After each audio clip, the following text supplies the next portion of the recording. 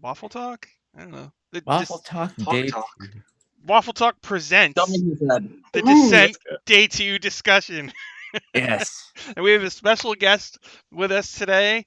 Fritz is at the Descent. Thank Well, you I'm for at doing Travelodge, not quite, but Not yet.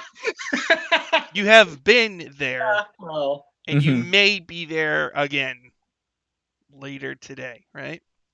So yeah. basically, today we are gonna just talk about the shows that we watched, and then we're just gonna like pick Fritz's brain and get an account of what it's like to be there at the Descent. Um, why don't we talk real quick about the two main shows? Fritz, did you go? Did you attend either of those? The one run by Yeah, actually, if you go back and watch the stream, apparently my wife texted me and she asked me who do I have to please to get front row seats. If you watch the stream, you can see me front row center. Mhm. Wow. Sorry. Yeah, managed to get right on up there. And then the shows on Friday night, I was only in the second row back too. Really? Nice. How many? Are there a lot of seats? Like how? There's quite a few seats. A little like I'm a little over 200. Real crammed in, close together, so it's all nice and cozy. Yeah, there's quite a lot. All right. Let's see here. I want to make sure I got everything else set. So the first show. Do you want me to recap it real quick? Go for it. Yeah. Session 3, DM Marisha Ray, if I said that right. The players She was included Matthew Lillard, Satine Phoenix, Patrick Rothfuss, Kate Welch, Deborah Ann Wool, and Christina Ariel.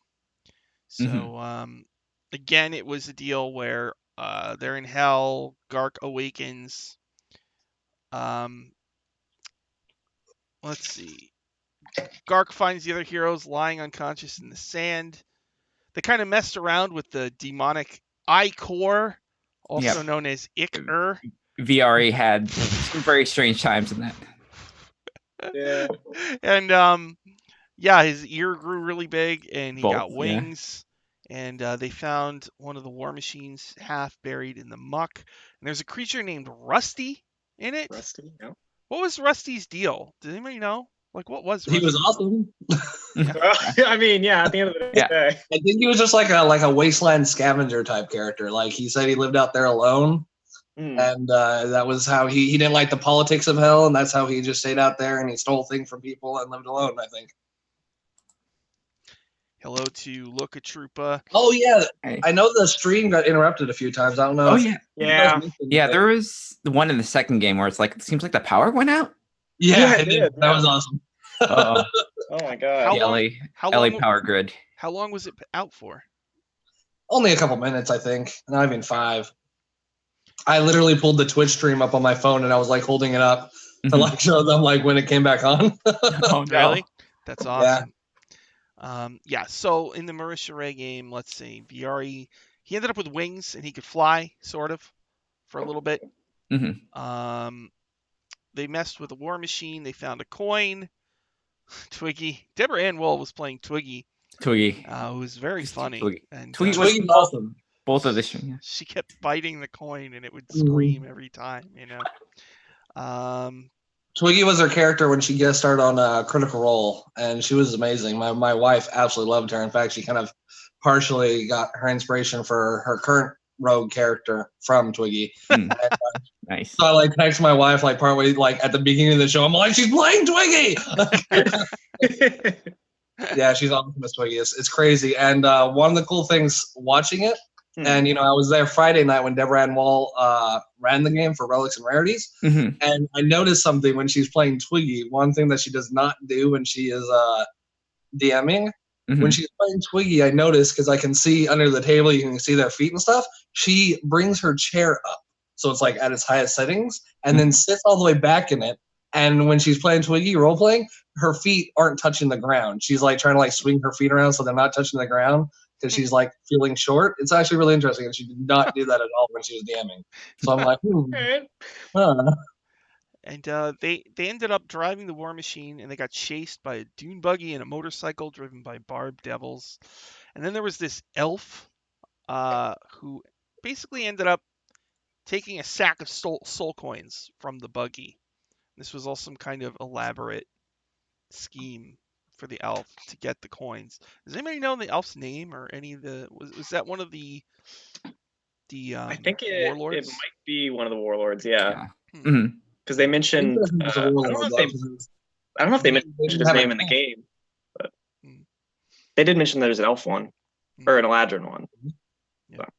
Eladrin seemed right. I was thinking Eladrin or Shatter Kai. It seemed like. Yeah. And he kept talking about being alone. Oh. He gave like a 2-minute like soliloquy about why you should be alone. Just like. Oh yeah. I'm just like, sing it.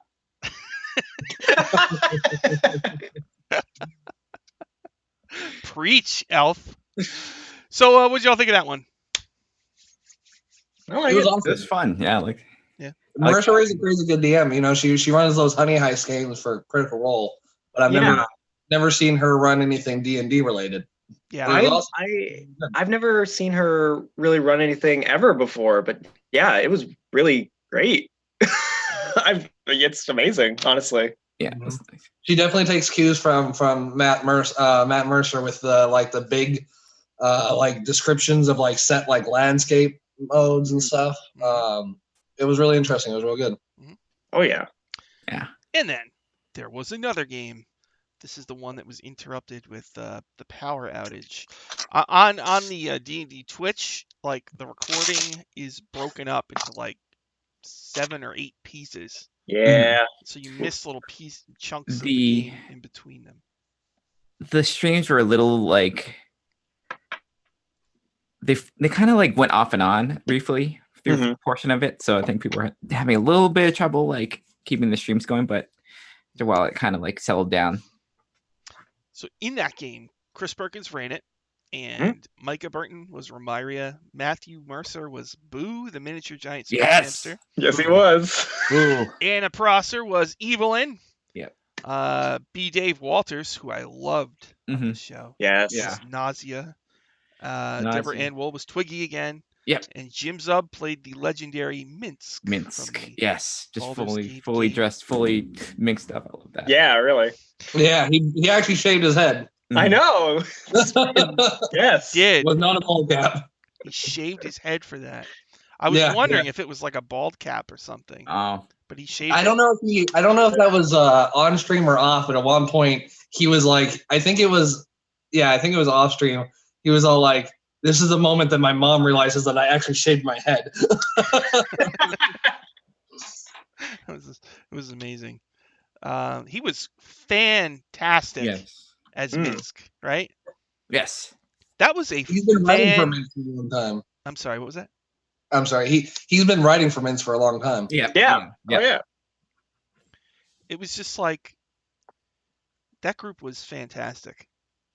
And, I agree. as a Dice Camera Action fan, I'm sitting there watching who could we take these people and just put them in? I was like, so for if you were gonna keep going with Dice Camera Action, I'm like, you could grab B. Dave Walters, who he cracked me up. I thought he was great. Yeah. And if you could get Deborah Ann Wool, you could do that. Or almost anybody in that group. But yeah, imagine the logistics for any of the big table groups. It's just that's gonna be hard to get on the regular. If you could have Jim Zub play Minsk every week on Dice Camera Action, they should do that because he was awesome. He was really awesome. Very embodying Minsk. And then maybe once in a while have Boo on as a guest. I'll say Matthew Mercer. I love that they gave him literally just a hamster, and he had to do all these little things. It was honestly really fun. They did the thing where they threw Boo at an enemy, and it's Boo just charades as a little hamster. Looker Trooper says, I've been following the streams on YouTube, and they seem to have turned the comments back on. I'm not sure whether that was accidental or if they intend to leave them on. They depending on what's happening. Yeah, they turn them off and on periodically depending on the stream and because I know that's happened a few times. We have to check those comments out, see what's doing on those comments. God, it was Kinda funny shocked. that it was funny that right off the bat for the show, he made them roll for hit points. I know. 20, it's just B-Dave Walters rolled the 1. It's just this oh no. He made it the entire time though. Yeah. He never get 1 hit point back. Yeah. Evelyn was healing herself, Nymeria, but never B-Dave. No. When Evelyn took 70 hit points of damage. Oh yeah. Oh, Dan Dillon. Hi, Dan Dillon. Hey. Hey. Dan says, I feel like Minsk and Boo would work better as periodical guests than regular group members. I think it could be a little much. Yeah. Ooh, what was that? I apologize. That was the too much Minsk alarm, I think. I was curious, so I rolled the d20 to see what my hit points are. 3. Let me see. That was such an awesome way to start. The 4 sessions, I thought they were all good. Yeah. But it was like Chris Perkins just started his game, and it was just God, this guy's so awesome. It's on. It was just it was just they rolled through the whole thing, and it just flew by, Because a lot of times you watch a stream, and it's there comes a point where it's but and this is just bam, bam, bam, bam, bam, bam, all the way through. And the way he started, I thought was so cool, where everybody's hurt, their war machine has crashed, and they're trying to get out, and freaking Evelyn, who's long had that mysterious leg injury where she's missing the lower half of her leg, gets her thigh impaled on a thing. The other one. No. The other leg. No. That was not right. That was not right at all. And anyway, so a good portion of the game was just them trying to get out of that crevice in one piece. And Chris invented a new rule, right? Minsk was climbing up the crevice, I guess, pulling most of the group with him. And he had double disadvantage. Double disadvantage, yep. Unbelievable. And he had to do it twice, and he made the checks even with double disadvantage. Minsk is strong. Minsk is a strong boy. That's the great thing was that Chris was just kind of he took the bar and he raised it and kind of invited Minsk to come on up with it. He knew. I think he knew he's got a great strength score, and the chances of him, it's climbing check. Climbing checks are never that high necessarily, even if when you're carrying carrying the extra people, that's where that double disadvantage comes in. So the DC was probably never that high to begin with, and he just invited Minsk to rise to the challenge, and I really like that about Chris. Yeah, agreed. My question is, how do you get double advantage? Is that where you punch someone who's in a coma? I'm guessing you're in hell, so you probably don't. You're never gonna have double. Well, maybe not in hell, but yeah, in a situation. On Elysium. Yeah. Elysium. So if you Elysium, if you go to Mount Celestia, you can get double advantage. Yeah. Or Arborea. I mean, any of them. A lawful good paladin in Bitopia. Yeah, there you go. Yeah. Oh, yes. And they have these physical soul coins, and he gave one to each Yeah. player, and they could use it to kind of get Chris to lay off of them. Yeah. Basically. I have one of those. You have one. Yes. Yeah. Oh, those were cool. Let's see. Oh man, I'm trying to think where I put it right now. Give me 5 minutes. Give me a minute. I will find it literally. Okay.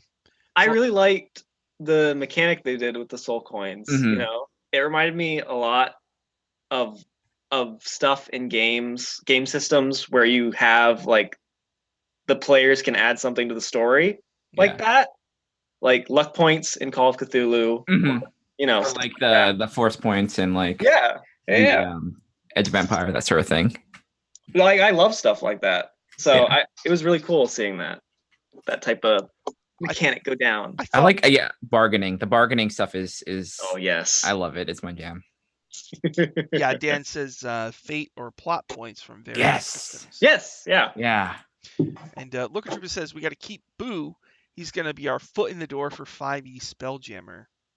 No, you can't ever get rid of Boo. No one. Even if Boo's immortal. Even if they don't come out with Spelljammer, it feels like they would, because they already put the gift stats in Mordenkainen's Tome of Foes, and it feels like they could just stick the giant space hamsters in a book with monsters, and put all the variants in, Yes. and make some new. I would like to see some new variants too. Yes. There it is. There's Yes. a coin. Yes. Oh, That's cool. cool. So on Yay. one side it's got the ball symbol. What's on the other side? It's it's the I actually don't know what this is at all. It looks like Infernal Script. I think it's Infernal, yeah. Yeah. Oh, interesting. I have What it no stands for, I idea. don't know.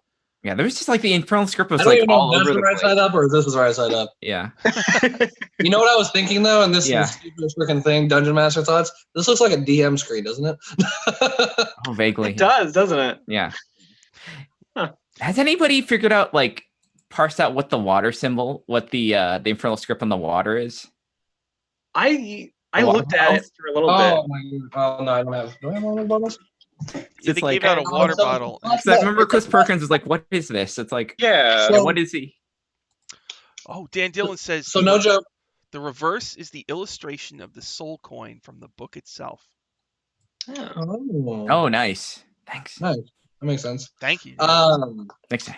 So the Infernal Script at the Descent, just like with the Stream of Many Eyes, they have this sort of ARG alternate reality game thing going on Nice. that involves fighting, like getting a cipher to the Infernal Script, and they give you like a map, and you have to like go around and solve puzzles and do these clues, and you get stamps from the actors that are on there. Like literally, nice. like some of them were not a goblin. What was it? It was a closet. I don't know. Someone gave you like a fetch quest with a big bag and told you to take it to another character that's on the site. You have to go find this other character and give them this bag, and then that character might give you a key, and they don't tell you what to do with the key. You just have to walk around, and eventually you find that one of the other characters is this rogue character, really cool with like this black hood, really cool costume.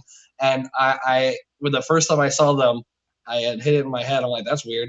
In between their shoulder blades on their back, they have a keyhole. Oh. Just a little keyhole, like in the costume.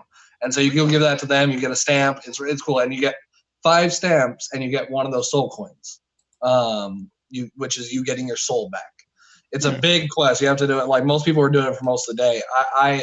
I am not ashamed to admit that I was far too stupid and far too lazy to do any of those. And I got my soul coin by by rolling a persuasion check on Nathan Stewart. Nice. And I told him a story about how he almost killed me once, and then he gave me a soul coin, so it worked. That's awesome. That's rad. That is so awesome. All right. It sounds like really fun thing.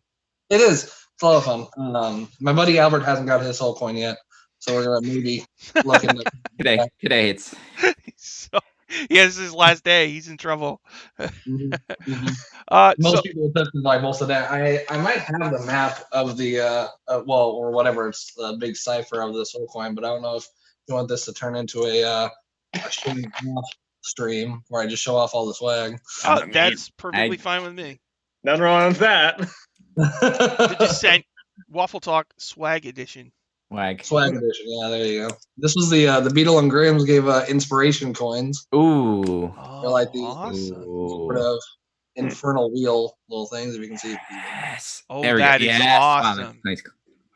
Wow. Pretty cool. Yes. And on the other side it has the date stamp. Ooh, okay. Ooh. Nice. Let's see. D&D Beyond was giving out inspiration coins. Ooh. Wow. Inspiration on them. Nice. Wow. Nice little coins. So got quite a bit of hard metal coins going on. Little soft velvet bag with the symbol of ball on it. Oh yeah, that's like the last couple of ones they've had the Yeah. I've seen a couple like that. yeah. Similarly, Ooh. Crown Dungeons and Dragons dice bag. That was from, I think that's from For Fans by Fans. Mhm. They gave some minis and swag bags. Actually, these I'm actually a little bitter about. So I really like minis, and they're unpainted, and it's great because my wife paints minis. So I'm like, hey, look, I got you something, and like this is a human cleric. I got human clerics, and my buddy Albert, he got hobgoblins. Really nice, right? Uh-huh. Some of the swag bags I found out the other people got like huge dragons in them, and I'm like, it's like a random. Oh boy. and I pulled poorly. No. You got a human cleric? God. That's not right. Other people have like an ancient blue dragon or something. That's not right. I'm so mad about it now. I mean, oh man, whatever. That is I just wrong. want those anyways. I'll take a human cleric any day of the week. Whatever. Oh yeah, I got Demogorgon. No biggie. Oh, that reminds me. On the stream, were you guys able to see the Hero Forge setup they had on the stage? Yes, That was I think so cool. yes. yes. You could see I it. didn't even but- know. Huh? Go ahead. You could see it, but it wasn't. I couldn't make much out. I don't know if I can screen share some of those pictures, but They've had like you're able to like walk right up to them, and it was like crazy cool to see. Yeah, those Dun dun dun dun those dun. dungeon towers seem like they glow and stuff like that, or they had the possibility of like being lit from underneath. That seemed pretty It cool. did look like that. That's how it Yeah. was. They were all like lit up underneath. 'Cause I You think mentioned they, Demogorgon. yeah, the giant Can you guys see Demogorgon. that? Oh, yes. Yeah. I can see that. Yeah, you better It's switch okay. back. The viewers can't see that. Yeah.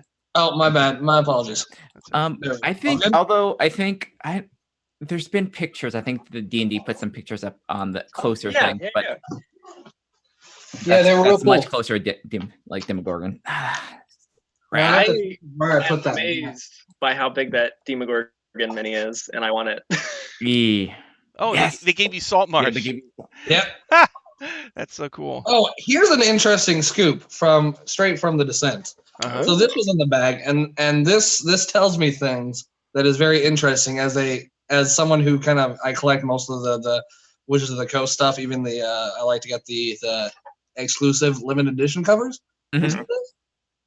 Yes. Oh, Wow. It looks like a Hydro 74 version of the Descent to Avernus cover, right? Yeah, I that think would be the cover of it.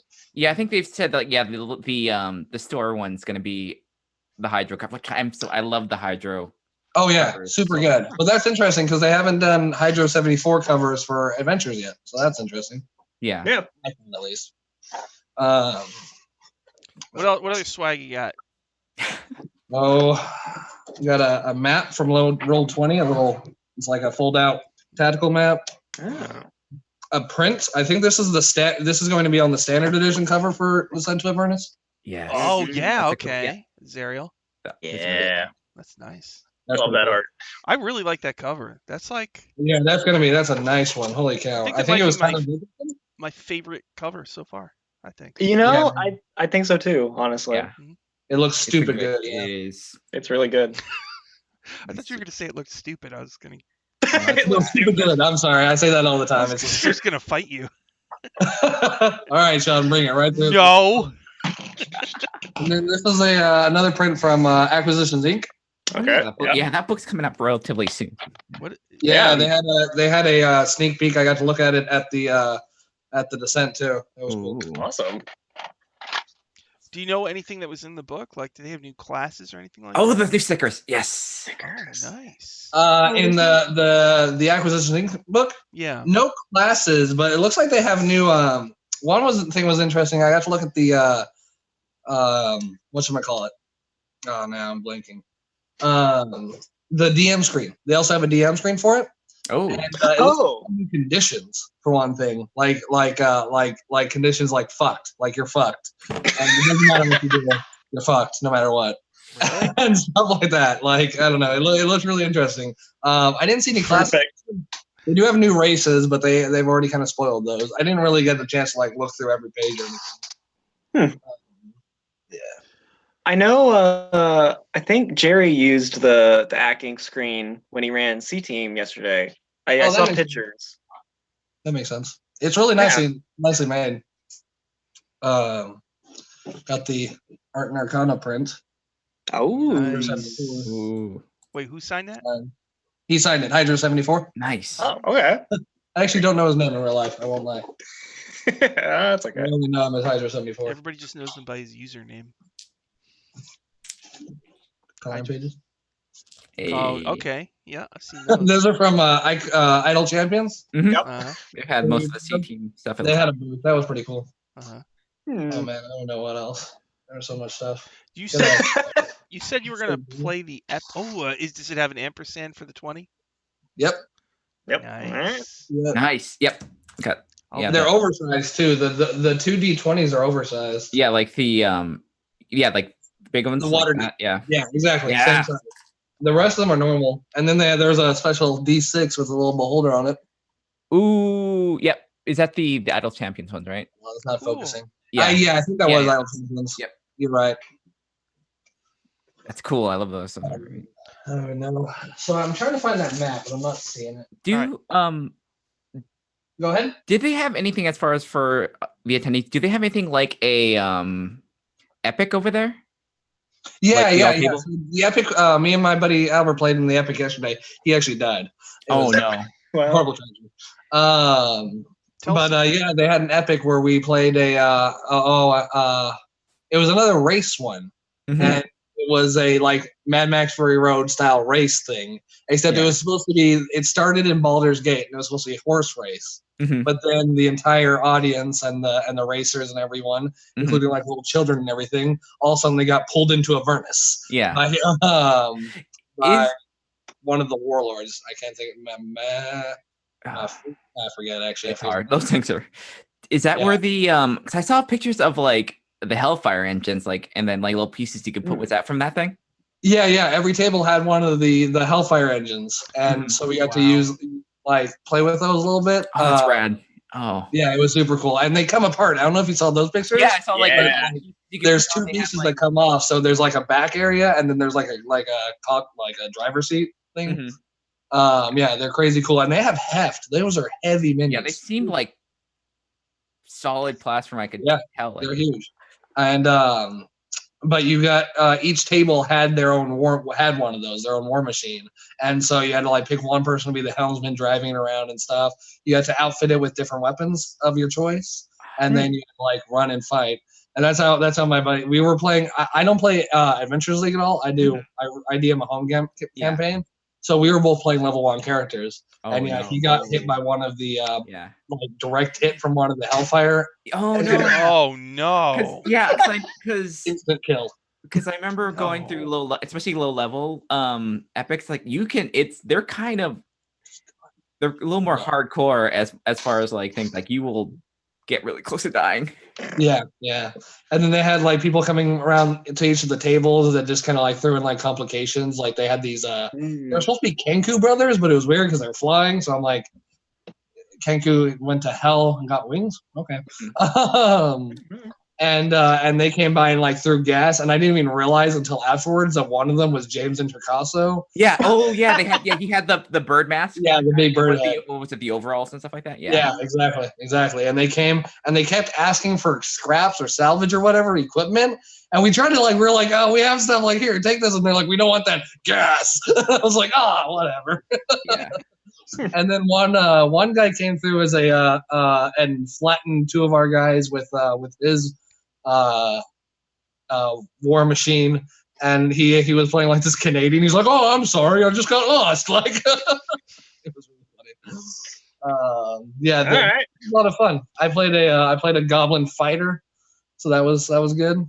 You survived. Yes, I did. I did survive. Did you? I didn't even my buddy, my friend Albert. He only died like the second to last encounter, so it wasn't like he was sitting there the entire time. Did you drive the war machine or? No, I was the captain. Oh. I was the self-declared captain. I gotta get in there. Gotta lead everyone. Gotta fight these devils. We're gonna be big damn heroes. Oh, sorry. And so it was the wizard was the helmsman, and I was the one making all the calls and shots. I had the when voting, I was like voting for two. And when one of our characters went down, I was the one who signed a contract with an imp to get a health potion to get him back up. Yeah. So that was cool. So wait, someone went down and you signed a contract? Yeah. Actually, it was Albert's monk character went down, and I signed they had these imps that were flying around between each of the tables, and if you had soul coins, and the storyline was that we were stuck in hell by this warlord who Mad Maggie had stolen all of his soul coins, and so we were supposed to go get them back.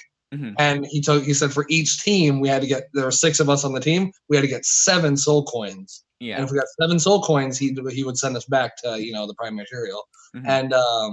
And so we went and we got 7, and then on the way back, imps were flying around and making like deals to like give people stuff like health potions. If you had enough, you could buy like potions of giant strength, magic items, all sorts of stuff. But they cost soul coins, and you have to have 7 to get out. Yeah. So we had 7, and then one of us went down. We needed one of our characters, we had a cleric, but he was out of spells, so we needed a way to get him up. So I spent a soul coin, made a deal with an imp, and we only had 6. But it was cool. We found like 6 later on, so we were good. Even though, yeah, it was. I called it like a classic RPG because sometimes when you killed enemies, they would just poof and drop soul coins. Hey to Lord Arctic Frost on Dungeon Academy later. I got something special for you, so I hope you can watch. I put together a special PDF. All right, let's finish talking about the Perkins game. So yeah, they fell in the crevice. They pulled themselves out. A Vrock grabbed Twiggy and tried to fly away with her, but Minsk threw Boo at the Vrock, and somehow it all worked out okay. Minsk tried to bite the Vrock in the eye. Then Boo tried so hard to like biting glass, of like how we described it. Minsk fell backwards and activated a parachute that he had, and yeah. So then the group got into, I believe, a war machine. Or that's right. They found the bat-winged war machine. Yes. And there was this woman in there who tore open her chest, and she had an undead snake inside, and the group beat her up real bad. Yeah. And the war machine can be driven by a giant space hamster. So Boo piloted the ship out of the 9 hells. And then I guess they were crashing towards Baldur's Gate, and Matt spent a soul coin to stop the group from all dying, and they crashed through Minsk's statue, and they got out and they were successful. It was an awesome session. It was a good session. It was really good. Yeah, it was really cool. During the power outage, they for like when the power went out, and it wasn't like completely dark or anything because there's like auxiliary lights. Yeah, the backups. Yeah. So everything just kind of like went silent for a moment, and then they were like I think it was Jim Zub as Minsk who was all like, so while we have a moment, let's or no, it wasn't. It was B. Dave Walters who was all like, he said, while we have a moment, let's all strategize and figure out what the hell we're gonna do when we get to this life. Yeah. And then Mika Burton, she was all like, Chris, if I promise to make you lots and lots of baked goods, and then she went on to like these great descriptions of things she can make, like cupcakes with like cream cheese frosting, and she went like deep into detail talking about these, and then carrot cake and stuff, and then she went whipped cream, and she went quiet, and then Chris just like leaned forward on the table and said, so I hear you want to make a bargain with me, an infernal bargain. Oh yeah, that's right. There was a little bit of talk of that when the stream came back. Like, yeah. So and that was so funny because then when the stream came back on, all of a sudden they were doing great. They were kicking butt and taking names. Yeah. So that was cool. So those were the 2 main shows. Sean, you'd watched some of the other shows yesterday? Yeah, I had a chance to watch to like catch a little bit of the Rivals of Waterdeep, as well as the D&D's for Nerds, like one of the podcast groups. And it's like it's nice because they're like, even though they're not on the main stage, like it's a very good setup because like even though like you can see like there's like a little window for you can see like the main floor. There wasn't any like bleed as far as like noise, so like it was just like a studio. It was great, and I like having all their guests have like a chance on a stage, because it was like it's nice to see like all the podcast groups, all the stream groups kind of get a little bit of a play in the event, even though they're not on the main stage, they're still on the streams. Agreed. Yeah, the window on the back was the Wandering Emporium, and it was funny, like walking around looking at all the vendors and stuff. At one point, I just stopped and I turned because I saw, I think it was the C team was all lined up, And I was like, oh, cool. And I was watching, and then I was like, wait a second, I think I'm in the background, and I like ran away.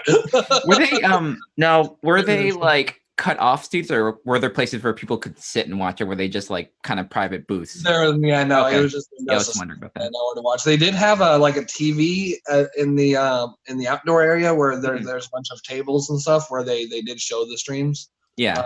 But they only showed one, and I do think some of them were running simultaneously, right? So I don't know. There are a bunch of I think there are all 4 channels I think were showing stuff at the same time. So yeah, so I think that I didn't really stop to watch very often, but I think the TV showing the streams would like go to one and then like change to another, kind of like showing them off.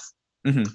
Yeah, it's pretty cool. But I haven't seen any of the stream games at all yet. So yeah, I have to. Yeah, the same thing. I have to kind of do go back and figure out the ones that I haven't watched, because there are a couple ones that were playing at the same time, or yeah. Also, yeah, the fact that the West Coast time kind of like it's like I know. Oh, you mean the last one? Yeah. Yeah, I'm. For me, it used to be. So yeah, I get that. I only live about 2 hours outside of Los Angeles, Nice. so it's 9 time normally. Nice. So what else have you done there, Fritz? Like what? Well, I did find the map. This is it's an infernal sort of thing. Is it backwards on your stream? No, it's right way. Yeah. It is right way. Okay, cool. Yep. The Wandering Marketplace, it says. And then this is like so if you see these areas with these so you're supposed to get 5 stamps across like this entire thing. Oh, okay. It's just full of internal script. Now supposedly I've heard if you get all 5, you get your soul coin, right? Mm-hmm. But there are more that you can get, and you can get up to 9. And I've heard that if you get all 9, there's like a super special secret prize or something. I don't know. Ooh. But as far as I know, nobody's gotten it yet. Wow. So interesting. So is that what people are doing there? They're doing the coin thing? That's what you get if you win the little scavenger hunt sort of thing. Yeah. Other than that, there's vendors over in the Wandering Emporium, which is that's like again that one demon lord's name. They went there in one of the games. I forget what's name. In Kate Welch's game, they went to the Wandering Emporium, and that's where they have all the vendors, except for 4 fans by fans, is set up outside. Mm-hmm. And but inside there's all the vendors, death saves, 10 speed. There was one vendor I actually didn't recognize at all. In fact, I don't know. I still don't know who they are. But Roll 20's out there. Aki Inc. All of them are out there. And you can walk around and get free stuff, or you can buy stuff. I got like a backpack, and I got a thing of minis. That's cool. You got a backpack? Yeah. I got a backpack it was from 4 fans by fans, and it's so much cheaper to get it at the thing than to buy it and get it shipped. Oh, damn! Wow, nice. Tiamat. Yep. Wow.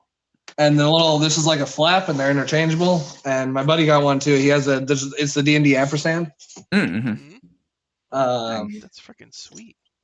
Yeah, it's cool. I don't even I can't even take stock of all the like free stuff he gave getting out. So you played in the Epic, right? And so is there anything you can tell us about the adventure that we might not know? Descent into Avernus. The war machines are interesting. The way, and I assume I haven't gotten to look at Ghost of Saltmarsh yet, but I assume it's kind of the similar way that they're doing ships now. It's almost like a creature stat block where they have HP, armor class. Interesting, they have damage thresholds. Damage threshold. Yeah. So our war machine had a damage threshold of 20, I think. So any damage under 20. Really? Affected at all. Yeah. 20? And but I mean, anything actually attacking the war machine did more than that. It was usually war machine combat, and the war machine weapons do 40 or so or more damage. Oh my God. Even the weaker ones do 22. That's how my friend died. And 22, and he had 9 HP. So, and I do think it's interesting. So I think it's gonna be a challenge for DMs running the war machine combats, because it's trying to what's the term, come to grips with the moving combat, thinking, all right, you got combat, and people are obviously going to jump between the war machines and stuff. I did that quite a bit. My goblin was constantly jumping from one war machine to the other, stabbing people, and then trying to jump if he didn't die, or if if things went well. And I do think like even seeing like the Epics, the Adventure League, and Ballman Games DMs who are great, by the way. Our DM was awesome. Her name was V, and she was super awesome. But coming to like grips with like the moving combat, so it's like, all right, you're moving so fast and they're moving so fast, and like I think that's gonna be tough no matter what. But it was still a lot of fun. And then I think the adventure is definitely gonna be a lot of the like inner workings, and you could tell this from the streams too, between the warlords, because so we were literally working for one warlord against another. And I think that's how the book's going to be a lot. I'm guessing players are going to end up ultimately having to choose a warlord or something and kind of helping them against the others. Yeah, that sounds about right. Yeah. So, what else? Did you? Was there anything about Zerial? No, Zerial never came up in the epic, so I'm not sure. No idea. What's like the reaction like? Do people, the people who are there, do they like it or? Oh yeah, everyone was having a lot of fun with the epics. With the epic, it was really cool. Mad Maggie apparently does have a lieutenant that is a flesh golem, so that might. Wow, of course she does. Yeah, and but yeah, everyone is having a blast. Cool. Yeah, awesome. Wow. Hopefully they'll bring that with the big cons later in the future, because that sounds like having the War Machine sounds rad. It does. Yeah, really. It's like the dinosaur races were so maybe they were so popular that they decided to try to do something similar but different. Yeah. It sounds like a lot of fun, like the War Machine stuff. Yeah. Really between the dinosaur races and Tomb of Annihilation, the ship stuff in Ghost of Saltmarsh, and now the War Machine, they are kind of, I think they're trying to round out their bases as far as moving and or vehicular combat in 5th edition.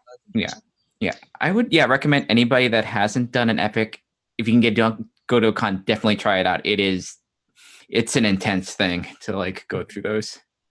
Yeah, it was a lot of fun. Yeah, you survived even though you were level 1.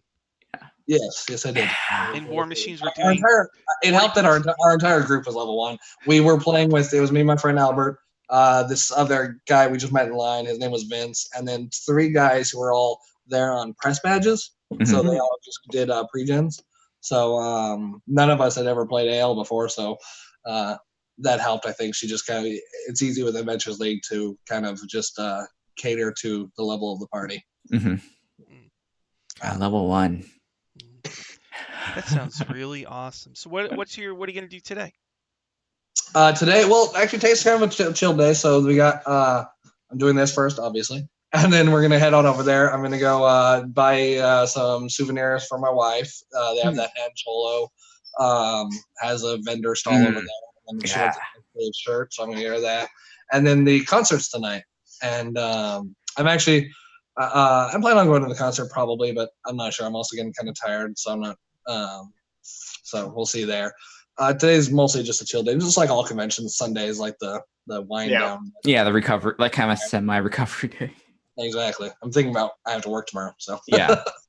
Unfortunately, all out of sick days. And I don't want to say too much, but at work you're able to watch and listen to shows, right? Sometimes. Yeah. I drive 8 hours a day for my job, so I plug in. I actually pay. I know, not popular, but I pay for YouTube Premium, and so I can just download things right onto my phone and listen to them while I drive. So that's real nice, and that's where I'll catch up on all the streaming shows that I missed over the weekend. Hopefully, whenever they come out. You're able to keep up with Critical Role, Dice Camera Action, and other stuff, right? Yeah, I do. Critical. My common ones, the ones I listen to every week, are Critical Role, Dice Camera Action, if and when it comes back. Acquisitions Inc., the C Team.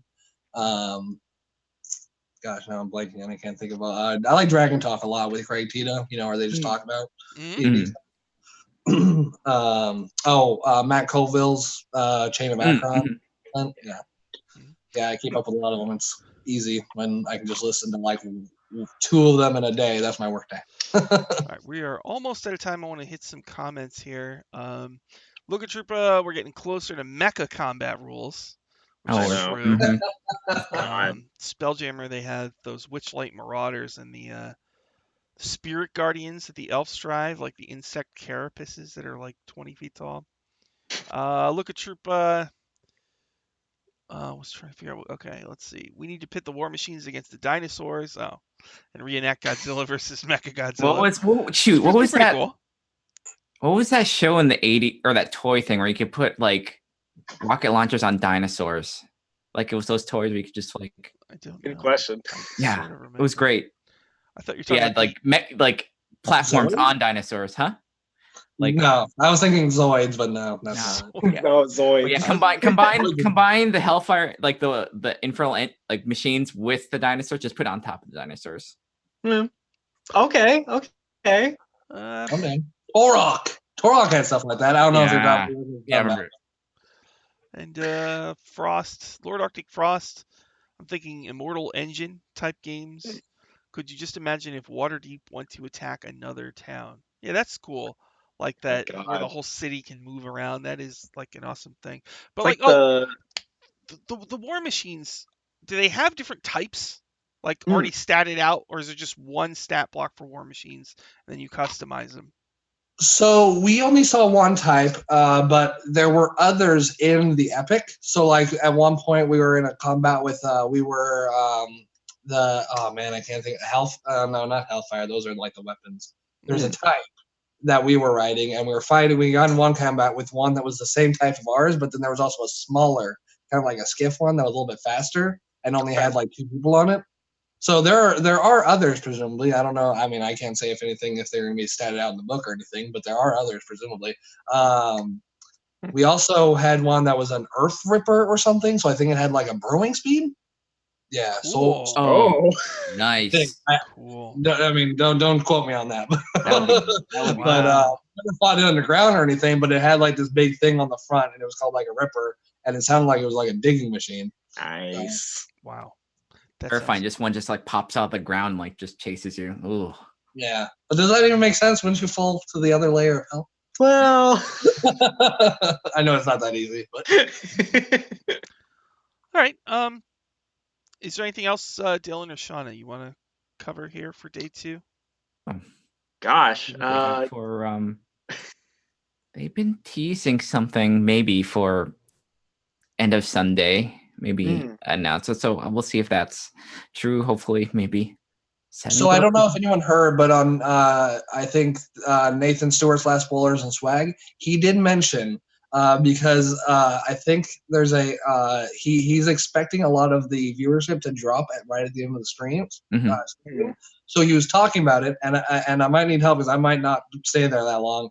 He was saying at the very end of the stream, or near the very end, he was going to do one big more spoiler. So I don't know because I think it was Jim Zub, I think, that like said something like relating to like, oh, there might be something at the end, and it's like, oh, maybe. Yeah. So Nathan Stewart said like a week ago that he was going to save one till the very, very end, and his whole thing was that he was even going to have it scrubbed from the video on demand, so you only get to see it if you're watching live. That's boy, what time is it? You know Nathan Stewart does like his spoilers, so yeah.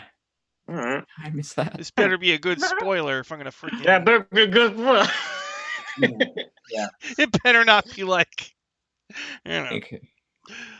We've got a new Choose Your Own Adventure book coming out. Oh man. I know they didn't say anything about those ones because there are new ones coming out too, but they never said anything about it during the weekend. We'll be selling custom D&D pencils in the near future. Yeah, I got one of those last year, and it's a great pencil. Okay. All right.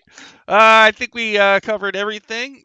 Fritz, thank you very, very much for jumping in and helping us. Yeah. Thank you. Thank you for having me. I'll come on anytime you want me to. But now I actually have something important to say. Invaluable information. I love hearing about what it's like to be there. Would you say? I mean, was it worth it to go? Oh heck yeah, It was even worth the last year. I mean, this year's obviously a lot better, value for your money. But I went last year too, and it was worth last year too. It's such a even though it's kind of a con now, it's so small and intimate that it doesn't really feel like a con, and it's great because the people guesting don't feel like you meet them at cons sometimes and they feel so like tired because they're just doing all these things. The only person who was like that was Greg Tito. I feel like he is running ragged this weekend. This is like the last stretch for like a marathon for him. I imagine like this event has probably. But the others like B. Dave Walters and I literally just like sat down and had lunch with Christina Ariel because everything was just so small and chill. And the WebDM guys, I got to hang out with them and have lunch. And it's just so small. Hey, awesome. And then it's fun. Everyone's just giving out stuff. It's like everyone knows like this is like the big one, so everyone just prints a bunch of like ridiculous amounts of things just to give out for free, things that people just want, like coloring pages for the Icons of the Realms character. I mean, Idol Champions. It's super worth it. This year more so than the last. I mean, there's it's still growing, so there's a couple little things that are annoying, like the seats aren't super comfortable, but it's worth it to sit right up there in the front and see everything happening. The seats aren't comfortable. They're like little fold-out things, right? They're like set chairs or something. I don't know. Like I think I saw. They're like really having padding and they're like close together, so it's like, all right, we're gonna get real cozy, and your butt, you're not gonna feel it by the end of it. Yeah, but it's lovely. It's worth it. Yeah, like the way I was looking at it, it's not like the crowd isn't that big, so it's like it's not even like like a con stream game. Like you're right there, yeah. No, I also went to Critical Role had a live show in LA a couple months ago, and I went to that too. And they literally filled a theater, a huge theater, thousands of people. This is a small, intimate audience. One last thing I can say is if you watch the game, the Relics and Rarities game with Deborah Ann Wall, near the end, did you guys all watch it? Yes. Okay, so near the end, they were like, did we fail? And Matthew Lillard points into the crowd and says, "Don't you nod?" And he was yelling at someone. That was you.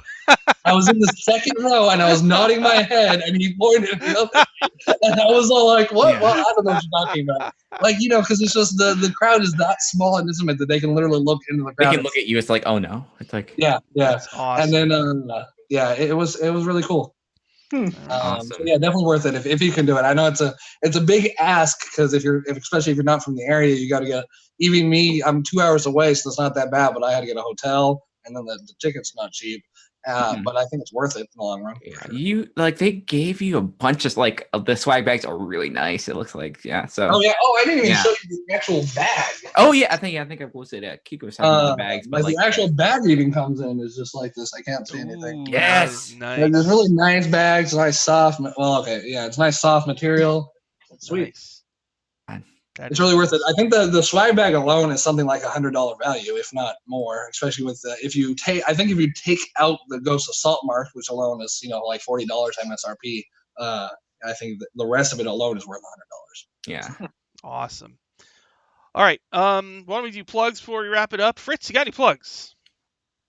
No, I mean, you can follow me on Twitter, I guess. I'm at Athen Untapped. I think it's underneath. I think that's what Sean said it would be.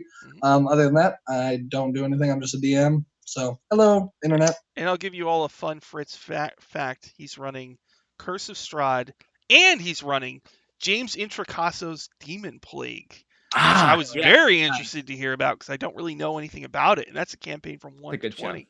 So, Fritz, if you run into James Introcasso, you should. I did. I had to see him. I hung out, chat with him, got a picture, told him about the campaign. It was really good. Amazing. Very nice. That's amazing. Yeah. Sorry, I don't think you want to I could literally list all the people I met and had to hang out and chat with. But I don't know if that's like bragging or if you want to hear it. No, brag. I don't care. I also hung out with James Hake. I hung out with I already mentioned Christina Ariel, Jim Pruitt, and Emma from WebDM. I didn't see Chris. I saw Chris Perkins, but I didn't go bug him because I hung out with him at Gamehole Con last year. Got to talk with him. Actually, I talked to him at String of Many Eyes last year too. Cool. And what else? I got to give a good burn to Amy Falcone from the Acquisitions Inc. What do you mean? What was the if any of you watch Acquisitions Inc., I don't know if we have time, but it's a short story. But if any of you watch Acquisitions Inc., there's a great line in season 2 when Cthulhu gets a god was inside Cthulhu but left to go, and Cthulhu had this really good dramatic moment where he said, "I was a road, not a home," and it's this really sad thing. So I went up to, and everyone loved it. It was a great scene. So I went up to Amy T. Falcone and I was like, "Can I ask you a question?" And she's like, "Oh, what?" And I'm like, "Can you point me? Where's Chris Straub?" And she's like, "Oh, he's right over there." And he pointed. And I'm like, "Oh, hey, cool. I just wanted to let you know you were a road, not a home. Bye." Oh, nice. Whoa. And Kate Welch was riding on her. I walked away. Sassy. Very sassy. Wow. Yeah. Sean, It's a good time. Sean, got any plugs? Yes. So yesterday we did the styes from the Salt Marsh, and it was rad. And I am sorry, Sean, that you have to deal with a divination / lucky wizard and did some weird stuff. So that's like, yeah, they really. I didn't expect you guys to slaughter an aboleth or a kraken. Well, but- thanks Dylan, for allowing my BS. Dylan, do you have any plugs? Well, later today at 4:30 p.m. Eastern Time on twitch.tv/uncanny_adventures, we're going to be playing some 5th edition Skull and Shackles Pathfinder Adventure Path, where we're, pirates on the high seas, got shanghaied and stuff, trying to survive on a pirate ship. So come watch that. And here on Sean's channel, at 3 p.m. Eastern Time on Saturdays, we play Dungeon of the Mad Mage, where we're almost done with level 2, and we found owlbears who are like Morpheus and other characters from the Matrix. So, come join us for that too. And at 6:30 p.m. Eastern, I'll be running another episode of Dungeon Academy. We're going to have a special guest from the Greyhawk channel, Mackenzie from the Old Faith. And the group is on The Spelljammer. And they're looking for the fourth piece of the out of 7 parts. And anybody who watches that live, I have a special PDF that you'll be able to grab off of my Google Drive. It's only going to be there during the show. And I'm doing this because, people donated a lot of bits, and I felt like I should try to do something. I don't know. I thought you were going to say you're going to have a special spoiler everybody who saw it live would get. No. So, and then we'll be back sometime tomorrow to talk about day 3. And Fritz, I would encourage you to please feel free to send me any notes or photos so I can share it with the post-Waffle Talk society that we now live in. Thank you, everybody. And thanks for watching. And thank you, everybody in the chat, for posting comments. I really appreciate it. You make it a million times better. So we will see you tomorrow. Thank you. Goodbye. Bye.